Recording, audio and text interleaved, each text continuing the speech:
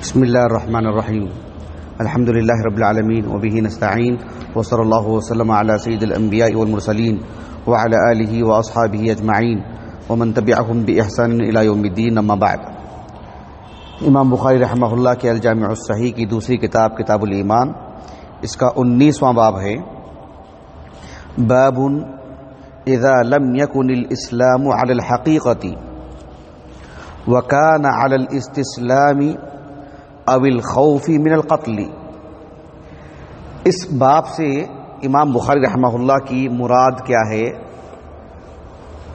وہ یہ ہے کہ ہم اس سے پہلے بھی آپ کو بارہا بتا چکے ہیں کہ امام بخاری رحمہ اللہ اس دور کے علماء میں سے ہیں، خیر القرون کے، بالخصوص دوسری تیسری صدی ہجری کے جو علماء ہیں، خاص طور پر تیسری صدی ہجری کے علماء جنہوں نے احادیث کو مدون کیا، کتابی شکل دی، موضوعات میں بانٹا، صحت و ضعف کا الگ اہتمام کیا، تو اس میں جہاں شرعی نصوص کی حفاظت کی، متون کی حفاظت کی، وہیں پر معنی کی بھی حفاظت کی۔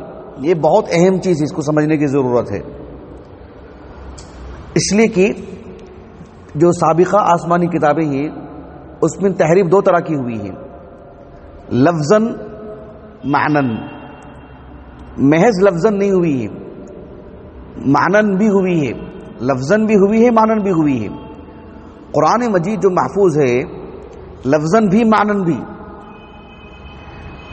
اس کا وہی معنی جو اللہ کو مطلوب ہے وہ آج بھی محفوظ ہے، جب تک وہ لفظ محفوظ رہے گا۔ لقد کان لکم فی رسول اللہ اسوۃ حسنہ، تو آپ کا وہ نمونہ محفوظ رہے گا جب تک وہ آیت محفوظ رہے گی۔ بات سمجھیں؟ اس اعتبار سے ایک یہ موقف کہ ایمان ایک شرعی لفظ ہے، اسے کوئی یوں مراد لیتا ہے کہ ایمان صرف قلبی تصدیق کا نام ہے اور اس میں عمل خارج ہے، تو یہ چھوٹا اختلاف نہیں ہے، اس سے آپ شریعت کا بڑا حصہ خارج کر دے رہے ہیں، ختم کر دے رہے ہیں۔ یہ موقف، یہ نقطہ نظر، یہ خیالات آج بھی موجود ہیں غلاة صوفیہ میں، آج بھی۔ اس تناظر میں آپ اس بات کو سمجھیں کہ انہوں نے اپنے موقف کو ثابت کرنے کے لیے مرجئہ نے کچھ قرآنی آیات کا سہارا لیا، وہ قرآنی آیات جس میں ایمان کا لفظ استعمال کر کے صرف قلبی تصدیق مراد لی گئی ہے، عمل کو اس سے خارج بیان کیا گیا ہے۔ ایمان قرآن میں لفظ استعمال کر کے اللہ نے صرف قلبی تصدیق مراد لی گئی ہے، اور اسلام کو عمل کا نام دے کر کے اس ایمان سے خارج کر دیا گیا ہے، جبکہ یہ صحیح مفہوم نہیں ہے۔ انہوں نے ایسا کھلواڑ کیا، اس کو کہتے ہیں تلاعب، سمجھیں؟ صحیح مفہوم کیا ہے وہ ہم آگے بتائیں گے آپ کو انشاءاللہ۔ امام بخاری رحمہ اللہ نے ان پر رد کیا اور ان آیات کا صحیح مفہوم بتایا۔ البتہ اس میں ایک اور دقیق بحث ہے جسے میں اشاروں میں بتاؤں گا انشاءاللہ آج۔ امام بخاری رحمہ اللہ نے باب قائم کیا، باب اذا لم يكن الاسلام على الحقیقۃ وكان على الاستسلام او الخوف من القتل، یعنی لفظ اسلام کا ایک شرعی معنی ہے۔ آج دنیا بھر کے غیر مسلم بھی سمجھتے ہیں کہ بھئی اسلام جب کہتے ہیں تو کیا مراد ہے، مکمل ایک تصور آ جاتا ہے نا۔ لیکن عربی زبان کی اگر بات کرتے ہیں تو الاسلام الاستسلام کو کہتے ہیں، بس الاستسلام یعنی خود سپردگی۔ ہم آپ سے چھیڑ چھاڑ نہیں کریں گے، آپ کی مخالفت نہیں کریں گے، آپ کے مقابل نہیں رہیں گے، آپ کے ساتھ چلیں گے، یہ لفظی معنی الاسلام کا۔ ہو سکتا ہے خوف، اپنی جان کا خوف ہو، قتل ہو جانے کا خوف ہو، یا محض کوئی اور معاملہ ہو، یا اسلام کا اتنا غلبہ ہے کہ ایسی صورت میں مسلمانوں کو جو عام فائدے مل رہے ہیں وہ ہم کو بھی مل جائیں، اس نقطۂ نظر سے وہ مقابل نہیں رہ رہے ہیں، بس ان کی صف میں آ کے بیٹھ جا رہے ہیں. اس کو بھی اسلام کہتے ہیں لغوی اعتبار سے. نقطہ واضح ہوا؟ تو امام بخاری رحمہ اللہ نے کہا کہ الاسلام الاستسلام اس معنی میں بھی ہے لغوی اعتبار سے، لیکن جب ہم الاسلام کہتے ہیں شرعی معنی میں تو پھر وہ مستقل ایک دین، اس میں یہ ایک لغوی معنی نہیں آئے گا جو ان لوگوں نے اس لغوی معنی کو لے کر کے کھیلنا چاہا کہ ایمان قلبی تصدیق کا نام ہے اور اسلام عمل کا نام ہے جو اس سے خارج ہے. یہ ایک غلط معنی لیا انہوں نے. اب آیت کریمہ پڑھیں گے تو آپ کو معلوم ہوگا انشاءاللہ. اب دیکھو امام بخاری رحمہ اللہ نے جو بات بتائی، دیکھو آپ، اللہ سبحانہ و تعالیٰ نے فرمایا سورۃ الحجرات کی معروف آیت کریمہ، قالت الاعراب آمنا قل لم تؤمنوا ولكن قولوا اسلمنا. گویا کہ اللہ سبحانہ و تعالیٰ نے ان کو جو بات بیان فرمائی ہے وہ کیا کہ تم نے ظاہر میں مسلمانوں کا جو لباس پہنا ہے اور مسلمانوں کے صف میں آئے ہیں، اس حد تک آپ کہو کہ اسلمنا، اس حد تک کہ آپ مسلمانوں کے مقابل نہیں رہے، آپ لڑنا نہیں چاہتے ہیں، آپ مسلمان کی جو ہے مطلب آمنا سامنا نہیں دیکھنا چاہتے ہیں، آپ لڑائی کر کے آپ جو ہے زیر نگی آ گئے مسلمانوں کے، یہ نہیں چاہتے ہیں آپ نے بس ہتھیار ڈال دیا مسلمانوں کے ساتھ آ گئے ہیں، یہ آپ کا عمل ہے تو آپ اسلم نہ کہو. یہ حد تک کیوں؟ آپ نے خود سپردگی کی. آپ نے قل لم تؤمنوا، یہ مت کہو کہ ہم ایمان لے کر کے آئے. بھئی ایمان کا تقاضا کچھ اور ہے. یہ اللہ نے ان کو کہا. اصل میں ایک قبیلہ ہے بنو اسد، یہ آپ دیکھ لینا، یہ آپ جا کر کے بعد میں دیکھ لینا تفصیل سے. موسوعۃ التفسیر المأثور، اس کی جلد نمبر 20 اور اس کا جو صفحہ نمبر ہے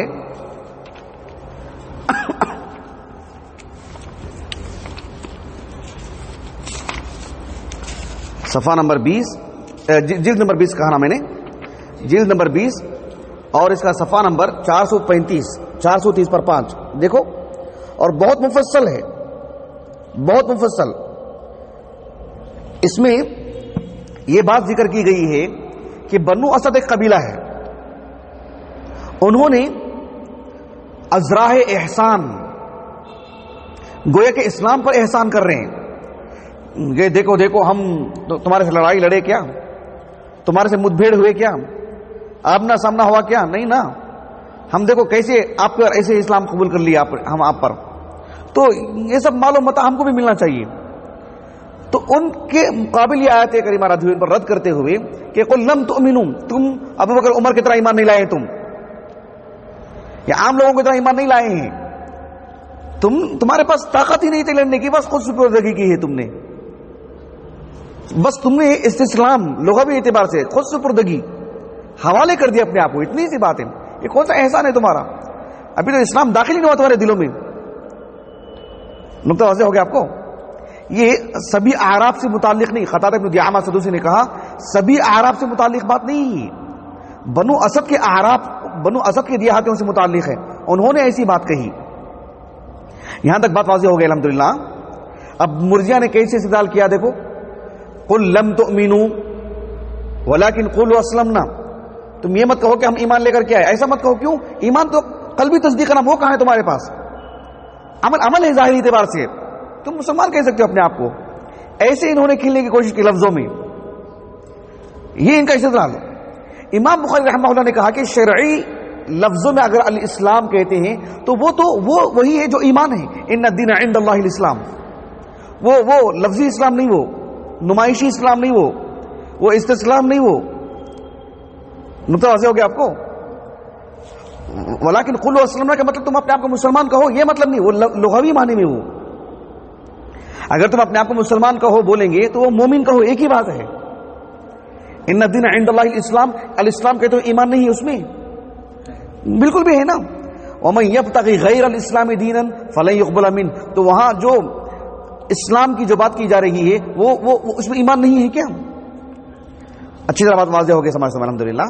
چلیے یہ کہہ کر کے امام بخاری رحمہ اللہ نے ان آیتوں میں رد کیا. اب امام بخاری کی پوری عبارت پڑھیے، دیکھیے لقوله تعالی، باب قائم کرنے کے بعد، قالت الاعراب آمنا قل لم تؤمنوا ولكن قولوا اسلمنا فاذا كان على الحقيقة یعنی على المعنى الشرعی، اگر اسلام شرعی معنی میں ہو، فهو على قوله جل ذکرہ ان الدین عند اللہ الاسلام، سورۃ آل عمران کی آیت کریمہ آغاز میں، پھر سورۃ آل عمران ہی کے وسط میں ومن یبتغی غیر الاسلام دینا فلن یقبل منہ۔ میں نے اکثر علماء کو ہمارے اس دور کے تقریروں میں، خطابات میں، تحریروں میں ان دو آیتوں کو اکثر پیش کرتے ہوئے سنا۔ امام بخاری رحمہ اللہ دیکھو ان دونوں آیتوں کو ملا کے پیش کی ہیں۔ ان الدین عند، آپ نے بھی سنا ہوگا، ان الدین عند اللہ الاسلام ومن یبتغی غیر الاسلام دینا فلن یقبل منہ۔ ایک یہاں تک بات اچھی طرح واضح ہو گئی۔ اب ایک اور بات بتاتا ہوں میں آپ کو،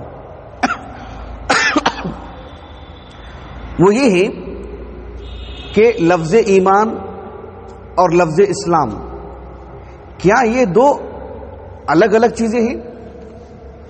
یا ایھا الذین آمنوا اذا قیل لکم تفسحوا فی المجالس فافسحوا یفسح اللہ لکم۔ تھوڑی جگہ دے دیں ان کو،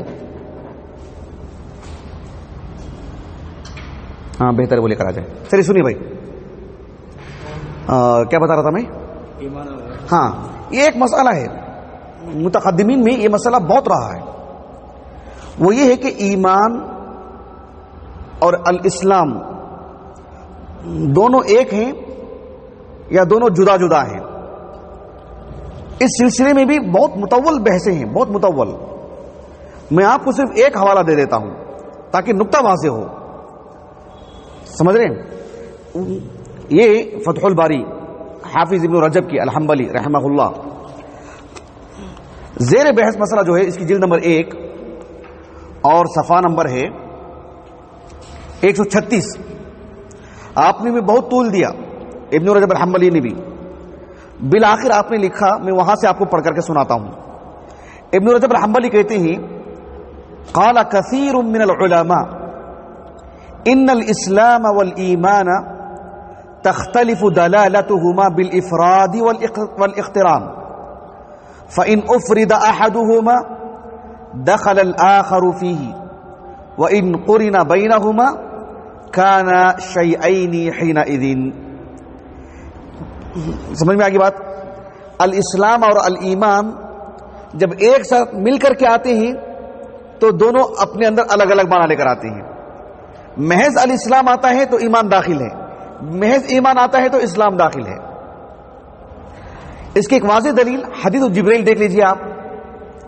اللہ کے رسول سے پوچھا گیا مل ایمان، آپ سے پوچھا گیا مل اسلام، آپ سے پوچھا گیا مل احسان، اور آپ نے ہر ایک کی الگ الگ تعریف کی۔ آپ نے ایمان کو الگ بتایا، نقطہ واضح ہوا، آپ نے اسلام کو الگ بتایا۔ حدیث جبریل سب جانتے ہیں الحمدللہ۔ حدیث وفد عبد القیس 5 ہجری کو جو وفد عبد القیس جو آیا تھا اللہ کے رسول کے پاس، جو وفد آیا تھا عبد القیس بحرین سے، آج کا بحرین نہیں، قدیم بحرین، وہاں سے جو وفد آیا تھا کوسا نامی علاقے سے، انہوں نے اللہ کے رسول سے کہا کہ اے اللہ کے رسول، آپ ہمیں اسلام سے متعلق مختصر سے کچھ باتیں بتا دیں، اس لیے کہ ہم آئے ہیں رجب میں، رجب مضر جو آج کل ریاض کا جو علاقہ بنتا ہے، وہ رجب مضر اس لیے نام پڑا کہ جو ہے وہ لوگوں کو لوٹ لیتے تھے۔ مضر جو قبیلہ ہے، رجب کے مہینے میں کچھ نہیں کرتے تھے، حرمت والا مہینہ، رجب مضر سے معروف ہو گئے وہ، تو رجب میں آئے تھے، اور قدیم زمانے کا سفر ہے، آنا جانا، تو کہا کہ ہم کو اسی مہینے میں واپس جانا ہے گھر کو، رجب ہی میں، تو کچھ باتیں ہمیں بتا دیں۔ اللہ کے رسول نے ان سے پوچھا کہ اتدرون مل ایمان باللہ، کیا کہا؟ اتدرون مل ایمان باللہ، انہوں نے کہا کہ اللہ ورسولہ اعلم۔ تو آپ صلی اللہ علیہ وسلم نے اس میں شہادتین کی تفصیلات بتائے، اللہ پر ایمان لانا، اللہ کے رسول پر ایمان لانا، پھر کون کون سی چیزیں حرام ہیں مشروبات میں سے، اس کا بھی ذکر فرمایا آپ نے، المزفت وغیرہ وغیرہ، سمجھ رہے ہیں ہم؟ تو وہ بھی ایمان کا حصہ ہے کیا؟ آپ نے تو پوچھا کہ اتدرون مل ایمان باللہ، اور اس میں آپ نے شہادتین کے اقرار کے ساتھ مزید تفصیلات حلال حرام کی بھی بتائی نا آپ نے۔ تو ابن رجب الحنبلی رحمہ اللہ نے ان دونوں حدیثوں کو سامنے رکھا کہ یہ دونوں حدیثیں بتا رہی ہیں کہ جہاں صرف ایک لفظ ہوگا ان الدین عند اللہ الاسلام، تو الایمان مکمل طور پر شامل ہے. سمجھے آپ؟ حدیث جبرائیل دیکھو اپنے اندر جدا جدا معنی رکھتا ہے، لفظ ایمان، لفظ اسلام، لفظ احسان. نقطہ واضح ہو گیا آپ کو؟ الدین بہت بہت وسیع کلمہ. حدیث جبرائیل میں دیکھو مل ایمان، مل احسان، مل اسلام سب پوچھا گیا. آخر میں عمر سے کیا کہا اللہ کے رسول نے؟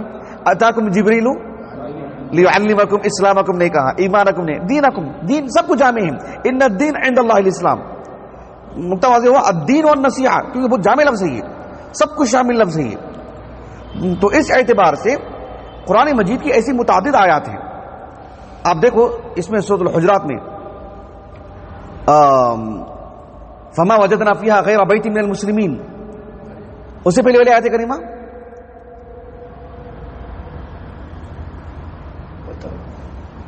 فما ترکنا فیہا فاخرجنا من کان فیہا من المؤمنین فما وجدنا فیہا غیر بیت من المسلمین.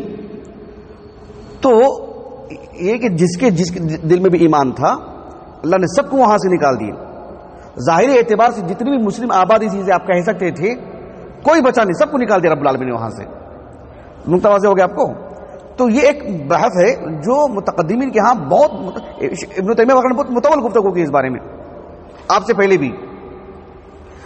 تو خلاصہ کلام یہ ہے کہ اس سے ان کا جو استدلال ہے مرجئہ کا بالکل باطل استدلال ہے. ویسا دیکھا جائے تو قرآن مجید کی کسی ایک آیت سے آپ کچھ بھی معنی لے سکتے ہیں، اور ایسا کھیلا گیا ہے.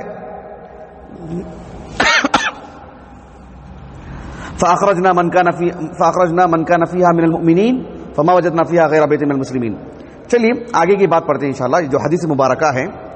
جہاں تک مسئلہ حدیث کا ہے، یہ حدیث تھوڑی طویل ہے، آج حدیث کی سند پڑھ لیتے ہیں انشاءاللہ.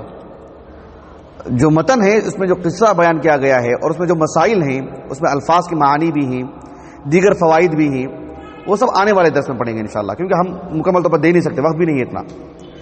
سند سے متعلق آج پڑھ لیتے ہیں انشاءاللہ. قال الامام ابو عبد الله محمد بن اسماعیل البخاری رحمہ اللہ حدثنا ابو اليمانی قال اخبرنا شعیب عن الزهري قال اخبرني عامر بن سعد بن ابي وقاص عن سعد رضي الله عنه ان رسول الله صلى الله عليه وسلم اعطى رهطا وسعد جالس فترك رسول الله صلى الله عليه وسلم رجلا هو اعجبهم الي فقلت يا رسول الله ما لك عن فلان فوالله اني لاراه مؤمنا فقال او مسلما فسكت قليلا ثم غلبني ما اعلم منه فعدت لمقالتي فقلت ما لك عن فلان فوالله اني لاراه مؤمنا فقال او مسلما فسكت قليلا ثم غلبني ما اعلم منه فعدت لمقالتي وعاد رسول الله صلى الله عليه وسلم ثم قال يا سعد اني لاعطي الرجل وغيره احب الي منه خشيه ان يكبه الله في النار.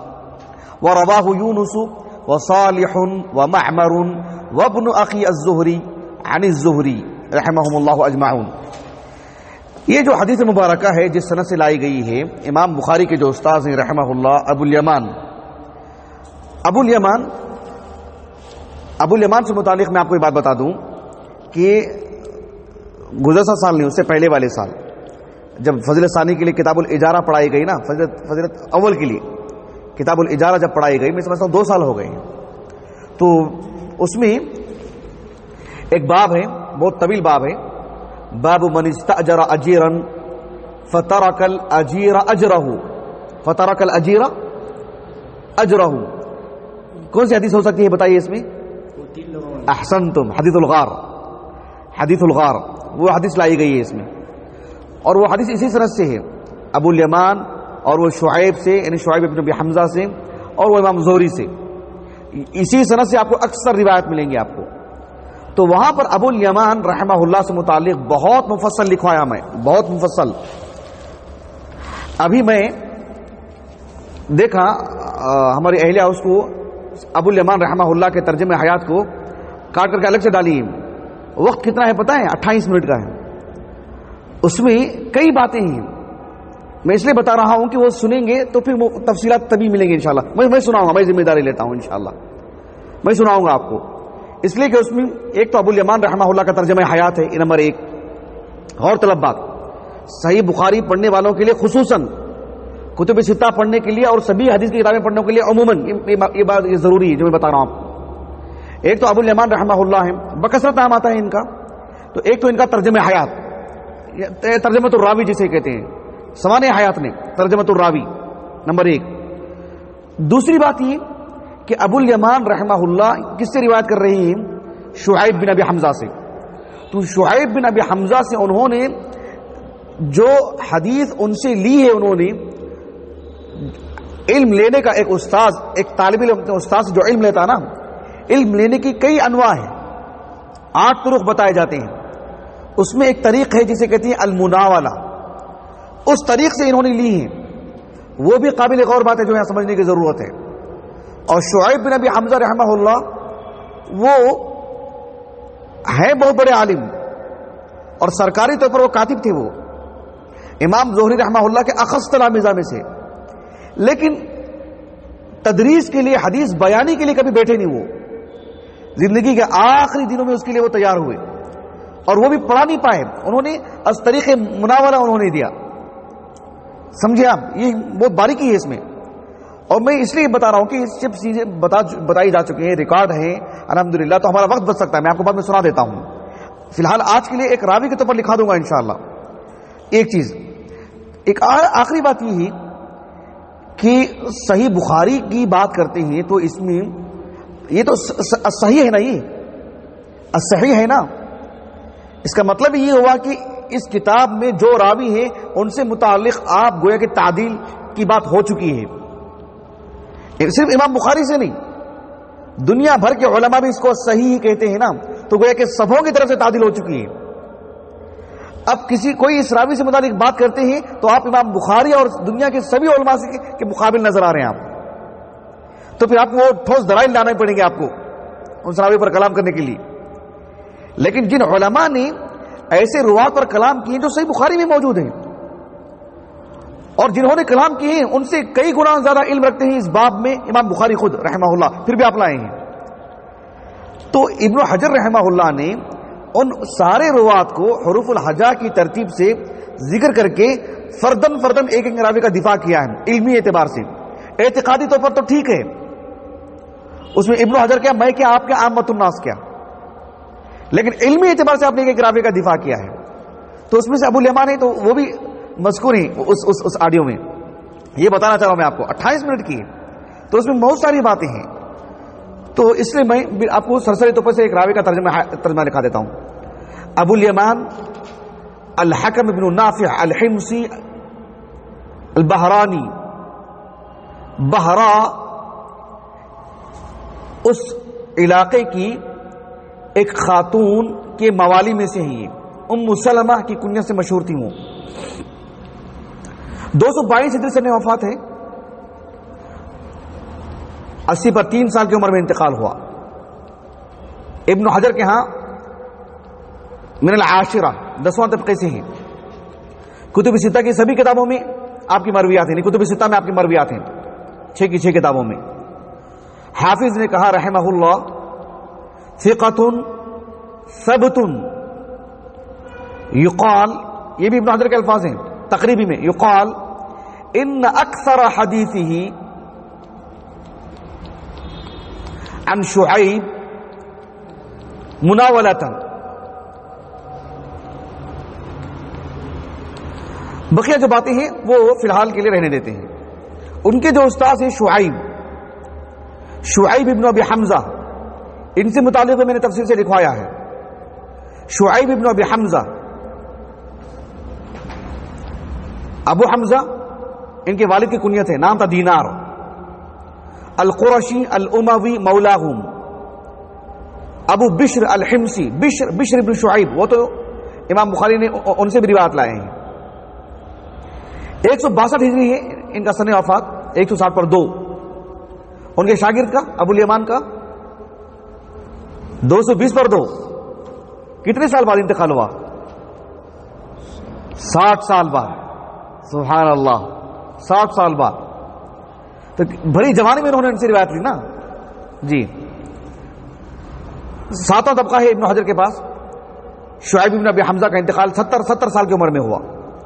ان کی بھی سبوں میں روایات تھی کتب ستہ میں.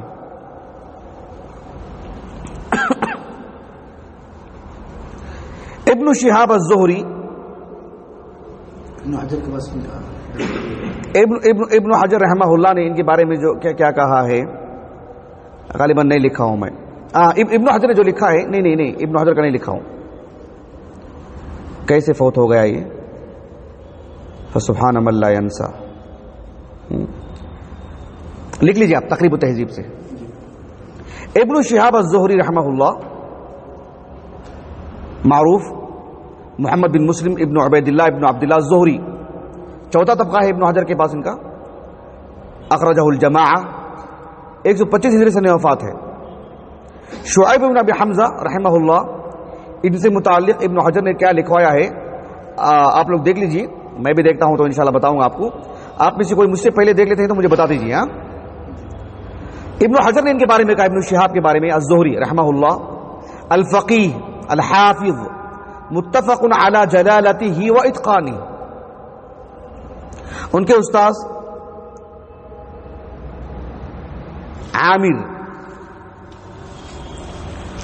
عامر رحمہ اللہ سعد بن ابی وقاص کے فرزند ہے. عامر ابن سعد بن ابی وقاص القرشی الزہری المدنی. سعد بن ابی وقاص رضی اللہ عنہ کے تقریباً سبھی فرزندان روات حدیث میں سے ہیں. ابراہیم ابن سعد بن ابی وقاص، اسحاق ابن سعد بن ابی وقاص، اسی پر کنیت ہے ان کی ابو اسحاق سعد بن ابی وقاص کی.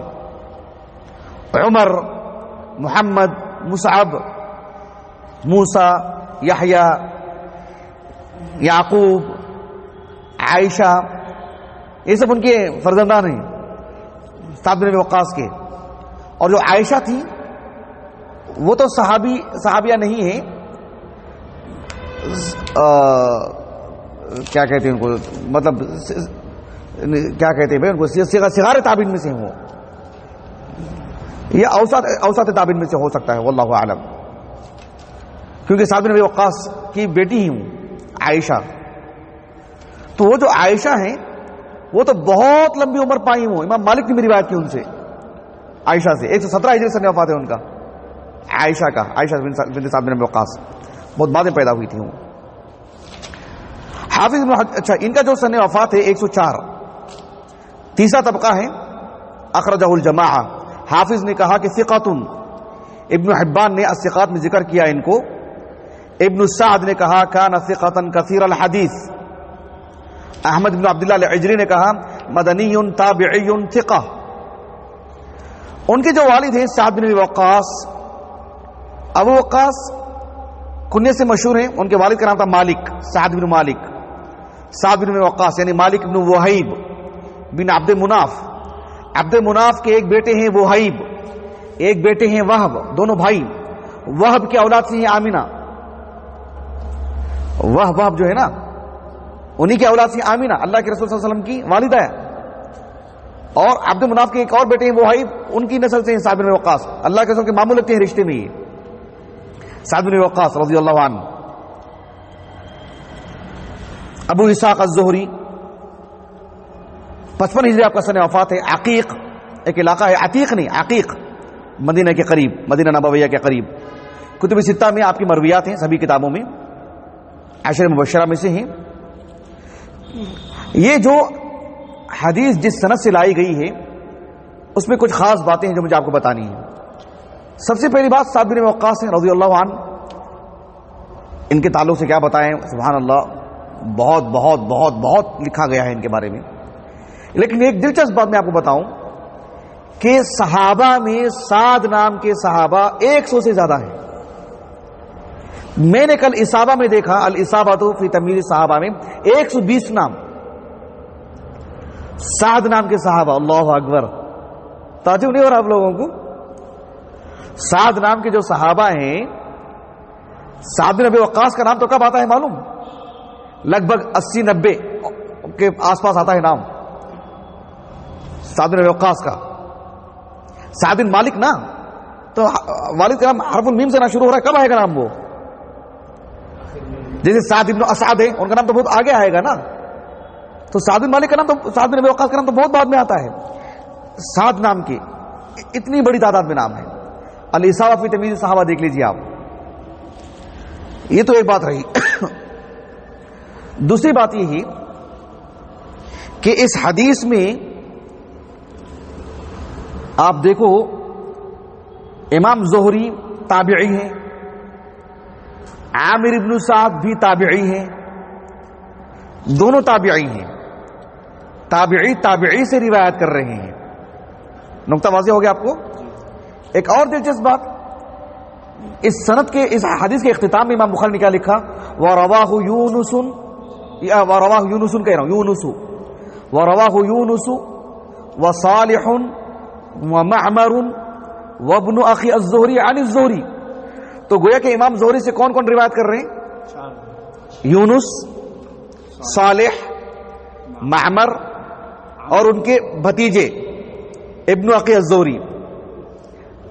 اس اعتبار سے دیکھا جائے تو اس حدیث میں تین تابعی ہو گئے. صالح ابن کیسان اوساط تابعین میں سے ہیں، اور امام زہری اوساط تابعین کے بعد کا طبقہ ہے، چوتھا طبقہ ہے. صالح تو تیسرا طبقہ ہے. تو صالح امام زہری سے روایت کرتے ہیں. صالح بھی تابعی، امام زہری بھی تابعی، عامر بھی تابعی. اس کو کہتے ہیں لطائف الاسناد. اور لطائف الاسناد میں ایک بات یہ بھی آتی ہے کہ روایت الاکابر عن الاصاغر. صالح ابن کیسان عمر میں بڑے ہیں امام زہری سے، اور وہ امام زہری سے روایت کرتے ہیں. دونوں ایک ساتھ گئے پڑھنے کے لیے. لیکن صالح ابن کیسان کہتے ہیں، اب جیسا ہمارے پاس عام طور پر کیا ہوتا ہے کہ ایک طالب علم درس نظامی فضیلت ثانی تک پڑھ لیا، اس کے بعد ایک طالب علم آگے کی تعلیم کے لیے آگے نکل جاتا ہے، ایک طالب علم وہیں پر رک جاتا ہے تعلیم کے اعتبار سے. میں یہ نہیں کہہ رہا ہوں کہ جو ہے مدرسے کو کسی اور کو مدرسے کو نہیں گئے، نہ جاتے ہوئے بھی تعلیم میں ترقی ہو سکتی ہے. لیکن مان لیجئے کہ ایک وہیں پر تعلیم حاصل کر کے وہیں پر رکا رہا، کسی اور جگہ آگے کی تعلیم بھی حاصل نہیں کی اور مطالعے میں ترقی بھی نہیں لائی اس نے. ایک اور ہے جو مکمل آگے اور پڑھتا رہا. تو امت کے لیے، اپنی ذات کے لیے، امت کے لیے کون زیادہ مفید ثابت ہوں گے؟ وہی صالح ابن کیسان کہتے ہیں کہ ہم متون حدیث اس کو پڑھنے کے بعد آئیں تو میں اور امام زہری دونوں ایک ساتھ تھے، حدیثیں لکھنے میں دونوں برابر. اب بات آئی آثار صحابہ کو لکھنے کی، میں وہیں پر رہ گیا، امام زہری وہ بھی لکھنے لگے، وہ آگے نکل گئے. امام زہری رحمہ اللہ، یہ خود صالح ابن کیسان نے کہا ہے، کسی کا تبصرہ نہیں، خود صالح ابن کیسان نے کہی اس بات کو. سمجھا جی؟ وہ جو ابن اخی الزہری ہیں، امام زہری رحمہ اللہ کے بھتیجے، ابھی آپ لوگوں کو بتا رہا تھا نا میں، آپ لوگوں کو فضیلت ثانی والوں کو، امام زہری کے بھتیجے ہیں. امام زہری کے جو بھتیجے ہیں ان کا نام ہے محمد بن عبداللہ ابن مسلم ابن عبیداللہ ابن شہاب الزہری. یعنی امام زہری کا نام کیا ہے؟ محمد بن مسلم ابن عبیداللہ ابن عبداللہ الزہری نا. تو محمد بن مسلم، ان کے بھائی ہیں عبداللہ بن مسلم. وہ عبداللہ بن مسلم کے فرزند کا نام بھی محمد، یعنی امام زہری کا نام بھی محمد، بھتیجے کا نام بھی محمد. تو ان کے جو بھتیجے ہیں محمد ابن عبداللہ ابن مسلم ابن عبیداللہ ابن عبداللہ ابن شہاب الزہری، تو وہ متکلم فی راوی ہیں، ان پر کلام ہے، ان پر کلام ہے. ایسی صورت میں یہ بھی ان روات میں سے ہیں جن کو ابن حجر رحمہ اللہ نے الگ سے ذکر کر کے ان کا دفاع کیا ہے. دفاع کس اعتبار سے؟ صحیح بخاری میں ان کا وجود. امام حاکم رحمہ اللہ کی المدخل ہے، نیچے ہے شاید، شاملہ میں تو ہے. ایک امام بیہقی کے المدخل ہے، ایک امام حاکم کے المدخل ہے، المدخل علی الصحیحین. اس میں انہوں نے امام بخاری امام مسلم رحمہ اللہ پر اعتراض کیا. انہوں نے اس راوی کو، یعنی یہ صاحب کو بطور راوی کے لانے میں اپنی کتاب میں اصول میں لائے ہیں امام بخاری. یہاں تو مطابعات میں لائے ہیں، اصول میں لائے ہیں. اس وجہ سے اعتراض کیا گیا. ابن حجر رحمہ اللہ نے یعنی فی نفسی اس راوی کا جو دفاع کرتے ہیں کہ امام بخاری رحمہ اللہ جب ان کی روایت پر ان پر کلام امام بخاری کو نہیں مانو، امام بخاری کا علم نہیں ہے، فلاں نے کہا فلاں نے کہا فلاں نے یہ کہا، امام بخاری رحمہ اللہ کے علم نہیں وہ سب چیزیں.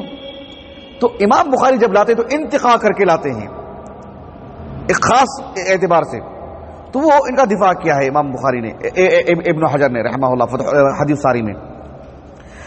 ان سے متعلق ایک دلچسپ بات یہ ہے کہ ان کے بیٹے نے ان کو قتل کروایا. امام زہری رحمہ اللہ کے جو بھتیجے ہیں وراثت کے حصول کے لیے اپنے نوکر کو بول کر کے، اپنے باپ کے نوکر کو بول کر کے اپنے باپ کو قتل کروایا. پھر ایسا ہوا کہ اسی نوکر نے ان کو بھی قتل کیا، بیٹے کو بھی قتل کیا بعد میں اسی نوکر نے، نسأل اللہ العافیہ والسلامہ. یہ کچھ لطائف الاسانی جسے کہتے ہیں.